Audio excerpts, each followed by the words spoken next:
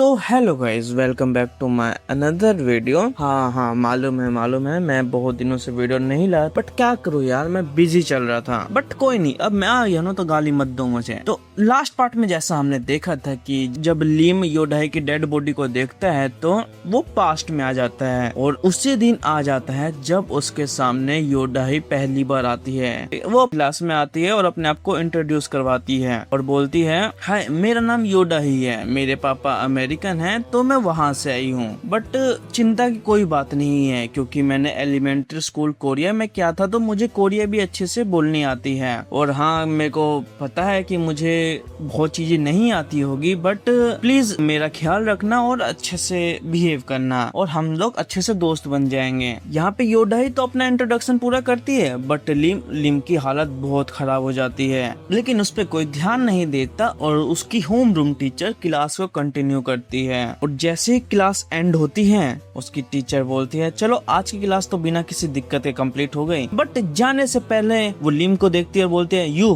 Problem child, तुम मेरे साथ चलोगे। जिसे सुन के लिम बोलता है, मैम मुझे लगता है आपको कोई मिसअंडरस्टैंडिंग हुई है। लेकिन उसकी टीचर उसकी एक बात नहीं सुनती और बोलती है, बहाने मत बना और सीधा मेरे साथ चलो। फिर क्या भाई, लिम उसके पीछे जाने लगता है और तभी वो सोच रहा होता है, यार इन लोगों का दिमाग खराब है क्या, अब स्टोरी के अंदर टाइम ट्रेवल डाल रहे हैं। लेकिन लिम को उस बात की कोई प्रॉब्लम नहीं होती। लिम तो योडाई को देख के रिलीफ फील करते हैं क्योंकि वो सेफ है और अगर वो वापस पास्ट में आ गया है तो वो एक्सीडेंट अभी नहीं हुआ है। इसका मतलब लिम उसको चाह कर बचा सकता है। तभी सीन सेफ होता है जहाँ पर लिम को उसकी होम रूम टीचर डांट रही होती है और बोलती है, आज के बाद तुम क्लास में ध्यान देना वरना तुम्हें तो पता ही है स्कूल के रूल्स क्या है।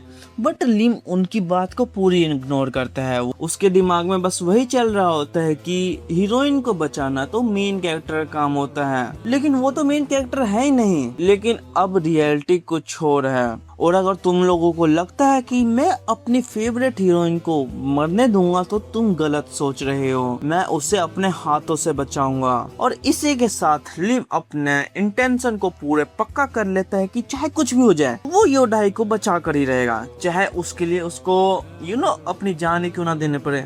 मैं मजाक कर रहा हूँ लास्ट पार्ट वाला। और तभी सीन चेंज होता है। लिम अपने डेस्क पे होता है और उसे कुछ समझ नहीं हो रहा है। तभी हम देखते हैं कि लिम अपने कॉपी पे बहुत से नोट्स बना रहा होता है, स्टोरी की समराइज लिख रहा होता है, लेकिन वो ऐसे बहुत से पार्ट्स भूल चुका है जो कि बाद में बहुत बड़ी दिक्कत खड़े करेंगे। लेकिन ये एक बहुत बड़ी प्रॉब्लम नहीं है। सबसे बड़ी प्रॉब्लम तो ये है कि वो मेन कैरेक्टर के बिल्कुल अपोजिट है। जहाँ पे ओरिजिनल मेन लीड एक तो हैंडसम है भाई, उसे बोलना आता है, हम लोग जैसे फरफराता नहीं है, ठीक है, लड़ने में अच्छा है और उससे भाई गैंगस्टर भी डरते हैं। तो बताओ। और वही लिव उसके हाफ आता है, हाफ के नेगेटिव पॉइंट में आता है।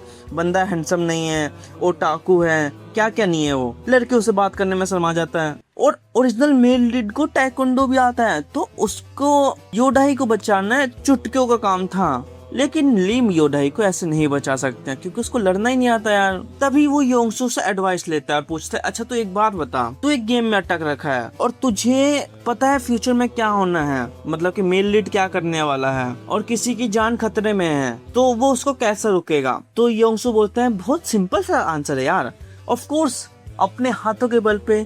तो लिम बोलता है, नहीं वायलेंस का यूज नहीं करना। तो योंगसू बोलता है, अरे तू भी ना यार, तो ऑफ कोर्स तू उसे मैजिक दे क्योंकि मैजिक भाई बहुत ओपी पावर, ओपी स्किल्स है, ठीक है। तो भाई वही यही लिम बोलता है, चल मुझे माफ कर, मैंने तेरे से बहुत कुछ एक्सपेक्ट कर लिया, और वो हार मान लेता है। लेकिन तभी योंगसू बोलता है कि अगर मैं उसकी जगह होता और मुझे पता होता कि हीरोइन को चोट लगने वाली है तो मैं उसको उस जगह पे जाने ही नहीं देता। और यह सुन के लिम बहुत खुश होता है और चलती हुई क्लास में योंगसू को बोलता है, मुझे खुशी है कि तेरा डिल्यूजन अभी तक खत्म नहीं हुआ, ऐसी रहे मेरे दोस्त। और उसे वापस उसकी होम रूम टीचर से डांट सुननी पड़ती है। और जब वो अपनी होम रूम टीचर से डांट सुन के वापस आ रहा होता है तो वो सोच रहा होता है क्यों ना वो योडाई को सब कुछ बता दे कि भाई उसके साथ ऐसा ऐसा होने वाला है, तो तू वो मत कर। इसलिए जब वो वापस योडाई से मिलने आता है तो भाई योडाई अपने फैंस के बीच घिरी हुई होती है और उसे बिल्कुल टाइम नहीं मिल रहा होता है, चाहे वो लंच कर रही हो, चाहे वो किसी क्लास में जा रही हो या कोई कुछ गेम खेल रही हो, वो हर वक्त अपने फैन से घिरी हुई होती है। लेकिन हमारा लिम तो भाई वेट करता है, उसे लगता है कि जैसा पहले हुआ था कि योदा ही सामने से उससे मिलने आएगी, ऐसा कुछ हुआ ही नहीं।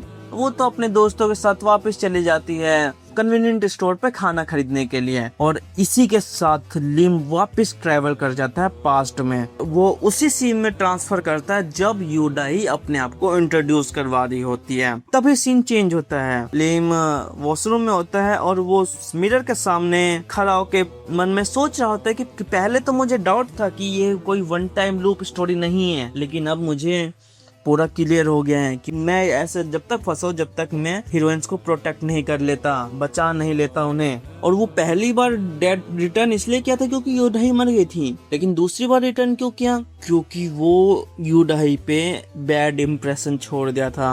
भाई तुम्हें तो पता ही है, क्योंकि भाई पिछली बार वो योदाई के पीछे ही घूम रहा था, हर बार ना उससे बातें कर रहा था, बस फॉलो करा जा रहा था उससे। लेकिन जब लिम प्लानिंग करते हुए बाथरूम से बाहर आ रहा था और अपनी क्लास की तरफ जा रहा होता है, तभी उसे एक आवाज आती है, हे कांग लिम। और जब लिम सामने देखता है तो उसके सामने एक लड़की दिखाई जाती है जिसका नाम पार्क जंगा होती है, वो भी सेकंड ईयर में होती है। और दोनों को देख के तो भाई लग रहा होता है कि ये दोनों बहुत अच्छे दोस्त हैं, और वो बातें करने लगते हैं। भाई मैं इस बार इसको डिटेल में नहीं बता रहा क्योंकि इतने बातें इम्पोर्टेंट नहीं है, ठीक है? बस तुम इतना समझ लो कि ये आने वाली स्टोरी में बहुत बड़ा रोल प्ले करने वाली है, तो इसका नाम याद जरूर रखना। जहाँ पे ये साफ बोल रही होती कि तुम्हें मैं कुछ दिखाना चाहती हूँ लिम। मैंने जो अपनी नई वेबटून का पहला चैप्टर लिखा था वो मैंने कंप्लीट कर लिया है, तो अगर तुम्हें कोई प्रॉब्लम नहीं है तो तुम अभी देखना चाहते हो। लेकिन जैसे ही जंगा ये बात बोलती है, लिम वापस सोचने लगता है कि अगर उसने उसकी चैप्टर पढ़ लिया तो ये फ्यूचर में जाके एक बटरफ्लाई इफेक्ट क्रिएट कर देगा।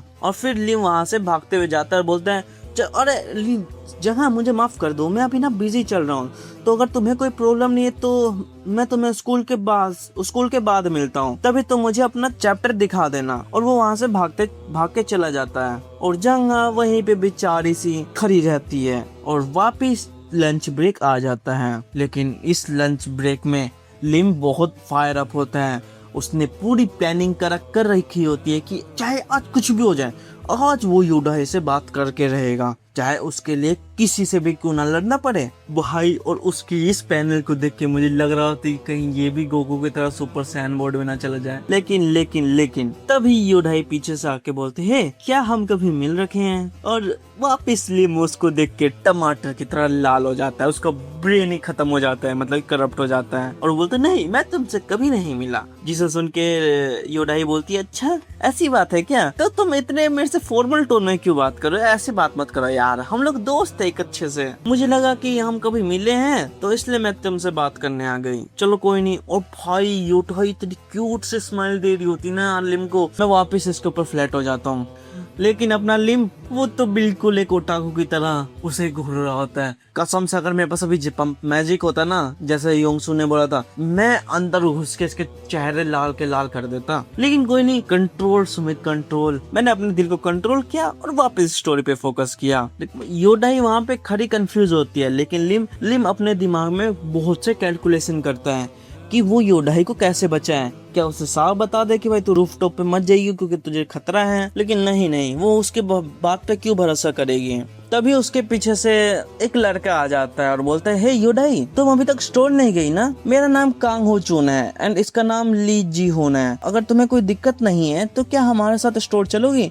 मैंने सुना है कि आज कैफेटेरिया में अच्छा लंच नहीं आया। फिर जिसे सुन के योदाई उनके साथ जाने लगती है। लेकिन लिम यहीं पे बैठा होता है और वो मनी सोच रहा था कि क्या करूं, अब तो टाइम भी मेरा साथ नहीं दे रहा होता है। और तभी उसके सामने योदाई की लाइफलेस बॉडी आती है और वो डेस्परेट होके खड़ा होता है और बोलता है, मुझे तुम्हारे बारे में सियोन से पता चला था। हाँ, मुझे तुम्हारे बारे में सियोन से पता चला था। जिसे सुन के योदाई बिल्कुल शॉक्ड हो जाती है और बोलते हैं, सियोन? तो क्या तुम सियोन के दोस्त हो?